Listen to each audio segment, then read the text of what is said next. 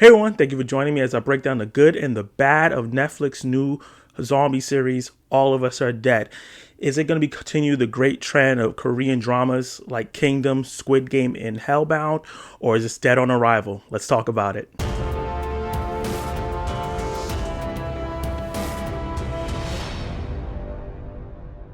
All of Us Are Dead follows a group of Korean high school students as their school becomes ground zero for a zombie outbreak. This show reminds me of an anime that I used to really like when I was young called High School of the Dead without the fan service. 少なくとも一緒に死ねるか。たかし。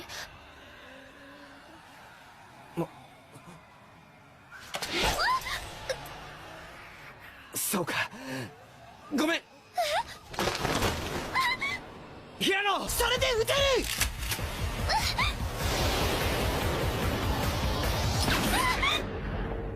There's love triangles, or should say squares, teen angst, and drama between the surviving kids who are trying to get out of this school before they're devoured as this virus starts to evolve and get crazy and crazy as the days pass by as they're trapped in the school.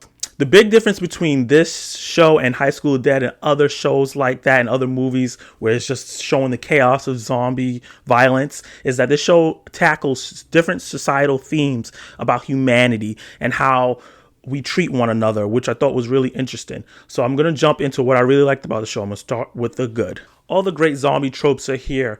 Rations are scarce. The society is falling apart. These zombies run fast and they're really fierce.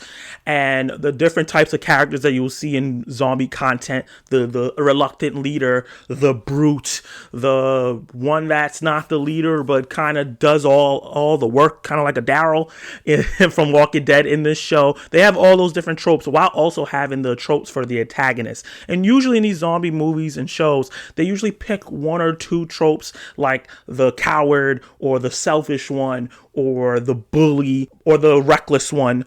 But in this show, the writers decided to throw all the different types of antagonists that you see across zombie media and just media in general and have them each in this show. And what they did really well with these tropes of the protagonist and the antagonist, they tied it in with the social themes that are going on with the show, where they're talking about how humanity treats each other and how you judge one another based on societal class or what you assume somebody's life is because of who their parents are or something like that.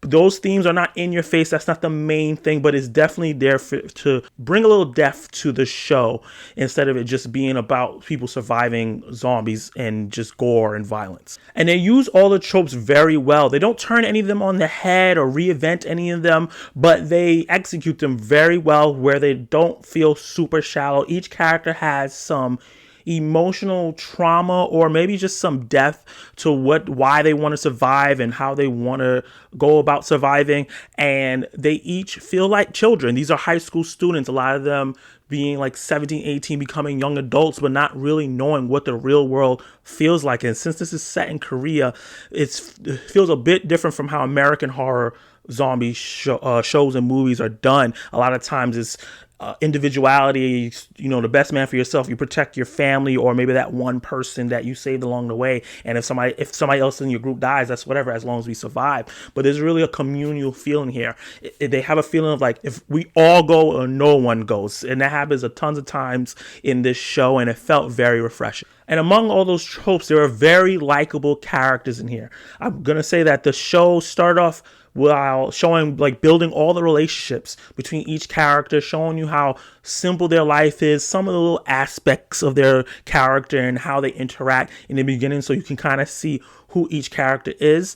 And then we flesh them out as the show goes on. It's 12 episodes, so we get lots of time with the characters. There's a lot of moments in the show where they're going from classroom to classroom and they have to stop and take a breather, and they're starting to get to know each other. These are students where there's some of them are groups of friends, but some of them never talk to each other or at all, and they're starting to bond as they try to survive with each other. And that aspect was really done well because they tacked it in a mature way, but in a realistic way where, yes, they still felt like kids. They weren't talking about the deepest things in the world, but deep enough that you can get something out of it. And I appreciate with that community, the parents trying to help them, trying to stop them, and trying to get into the school recklessly and not, doing the best job of doing that. And every time I saw another parent say, I gotta save my kid, all I saw coming was emotional damage. And this show is very intense. These are fast moving, vicious zombies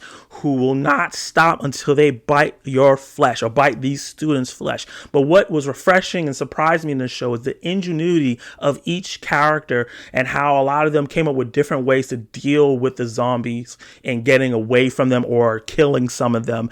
And I thought that a lot of times each kid in here was like a little bit of a genius. They would all of a sudden be like, I'm something of a scientist myself. With a bunch of chaotic action sequences. One that was really well done, where it was inside the cafeteria where things really finally exploded and started going crazy. And another one that happened in a library that was done really, really, really well. That was exciting and thrilling. And we definitely got a lot of different sequences like that with different types of ways of the people trying to get away from the zombies. So it kept that feeling fresh and new each time. And the way the show is, no one is safe. And like I said, there was a bunch of characters that I really enjoyed and I got emotionally attached to. And this is kind of like, I guess, like Game of Thrones, where you don't want to really get attached to a character because you never know if they're going to get knocked off. And the characters that you think usually when you put, oh, that's the main character, he's safe. Oh, that character's not going to die. Oh, that character is safe. Oh, that character probably will die. There's so many times I was like, oh, okay, this show is going for it. While the show does have deeper themes and has societal messages and some very emotional and traumatic moments, it still manages to have a lot of fun, a lot of funny moments, a lot of fun with the zombie situations that feel really hilarious, and also just a lot of fun moments between each character as well. In the beginning, it's a lot of setup of with the situation and the storylines, but as you get later into the season of the show, they're become more closer to each other. They start opening up, and a lot of funny moments happen between the main cast of the students stuck in the school. But then there's also B and C storylines in the show amongst characters that are not in a school that's trying to figure out things that are going from what you would see in a lot of zombie movies. And it was actually explained. They fleshed out the lore and what was happening with these zombies very, very well, and didn't leave a lot of things to be question. You got answer for why things are happening, how it was happening, and very clear and nothing too heady in the science space that you couldn't understand. With all that said, let's move on to the bad. With this being 12 episodes and each episode clocking over like an hour, hour 10 minutes, hour 12 minutes, some episodes, especially in the beginning, there are a lot of moments that feel like they're dragging, a lot of conversations that keep happening over and over and that they can't get past, a lot of situations and decisions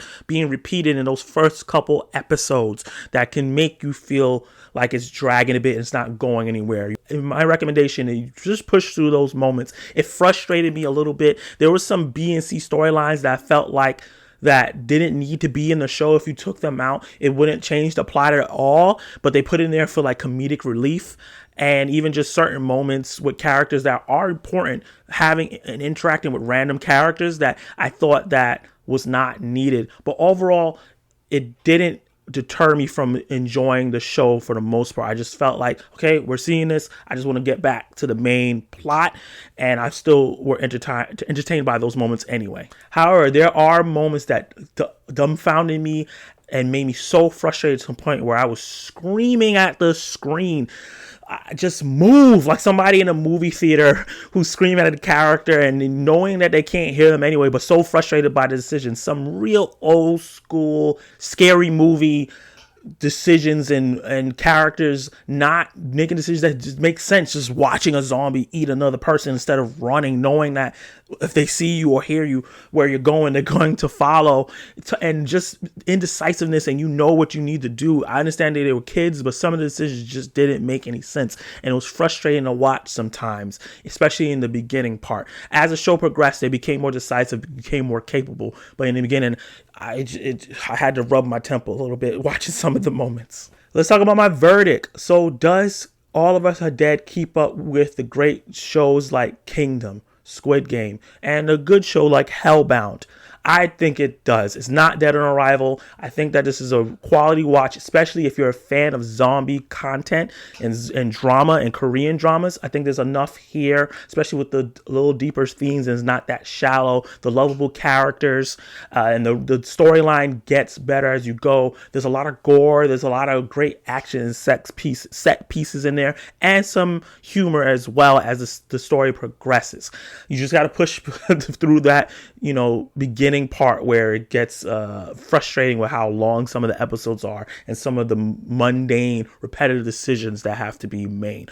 But overall, I think that I enjoyed this series from beginning to end, from episode 1 to 12. Thought it capped off with a good ending. It wasn't amazing, but I thought the ending was pretty good and heartfelt, and I felt it in my chest, knotting up a little bit, almost a tear. So I give this show a B. If you saw All of Us Are Dead, tell me what you thought about the show in the comments below. Tell me what you thought about my review of the show. Did I leave anything out that you wanted me to talk about? We can discuss it in the comments below. If you didn't see the show, did this push you to want to watch it, or is not your kind of thing that you want to see? Like the video if you like my review. Subscribe to the channel to help it out. Hit that notification bell so you can be notified of more of my content that's coming out. I have more reviews coming out soon. And I want to give out a Patreon shout out of the month. My only Patreon, Clay. I want to say thank you for being a Patreon and also leaving these very confuzzling comments on my videos where it feels like you're threatening me if I don't make decisions that you like. But yeah, everybody shout out Clay in the comments as well. And you can check out more videos right now.